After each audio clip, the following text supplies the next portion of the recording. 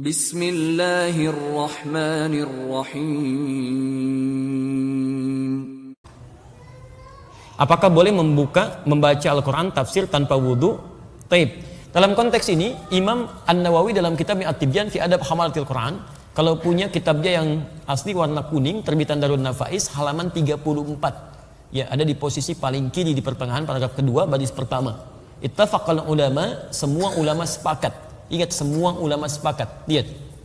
Dalam konteks orang yang tidak punya wudhu, itu masih dibolehkan untuk menyentuh. Ya, menyentuh misalnya mushaf atau ingin membaca, walaupun itu bukan yang utama. Walaupun bukan yang utama. Di utamanya Anda punya wudhu. Jelas ya? Tapi kalau haid itu beda. Ya, ala annal haid, bahwa orang perempuan yang tengah haid itu kalau untuk nyentuh boleh, mushaf boleh, tapi untuk baca itu yang tidak diperkenankan. Jelas ya? Walaupun di sini ada perbedaan pendapat ulama, tapi yang paling rajih dari jumhur ulama, yang paling rajih untuk perempuan yang haid, untuk baca Quran itu tidak diperkenankan. Karena kalamullah itu suci, keadaan dirinya belum suci. Tapi kalau dia mau mendengarkan tafsir itu boleh, baca tafsirnya, ya, baca tajwidnya boleh. Kalau baca Qurannya tidak, dia menunggu sampai sucinya. Makanya saya sarankan pada perempuan-perempuan, ibu yang dalam keadaan belum suci, ibu misalnya, maaf, bisa atur waktu. Saat suci ibu baca Qurannya, saat dalam keadaan sedang haid ibu baca tafsirnya, tajwidnya dan sebagainya, fikihnya, itu masya Allah. Dan berita baiknya, ketika ibu beramal dalam keadaan sucinya, kemudian saat sedang tidak suci amal itu nggak dikerjakan, itu otomatis pahalanya tetap mengalir, Bu. Anda baca Quran satu hurufnya berapa? 10. At-Tirmidzi nomor hadis 2910. Man qara'a harfan min kitabillah falahu asyru hasanat. Siapa yang baca satu huruf dari Al-Quran, kitabullah, dapat 10 kebaikan. Ibu baca saat suci. Begitu saat haid, ibu nggak baca, ibu baca tafsirnya. Itu pahala kebiasaan ibu baca Al-Quran dituliskan seketika, sempurna pahalanya. Dituliskan.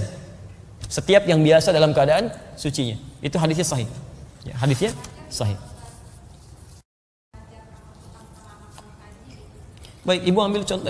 Para ulama di sini berhukum ketat, Bu, ya. Kalau ibu contohkan, jangan mengambil dari ayat-ayat Qur'annya. Atau ada yang kedua, memberikan solusi, tidak diniatkan untuk membacakannya, tapi diniatkan untuk mengajarkannya. Bukan dalam konteks membaca. Ada yang ngambil jalan tengah itu. Baik ya. Allahu ta'ala a'lam bissawab. Sebentar ya, saya bacakan di sini supaya teratur bacanya. Ya, nanti ibu angkat, sana angkat, sana angkat, sana angkat, saya pulang. Bismillah. Bagaimana kalau di sini tanpa jilbab, ya? Teruskan tanpa jilbab. Tidak ada aturan yang mengatur itu, tapi kalau dalam adab itu yang sempurna dibacakan dalam keadaan yang baik.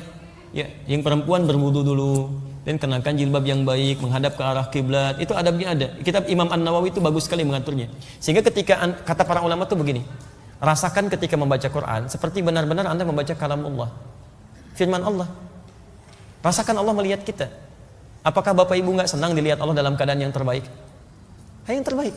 Dilihat manusia dandan gitu kan? Kenapa dilihat Allah dalam keadaan yang biasa-biasa saja? Paham ya?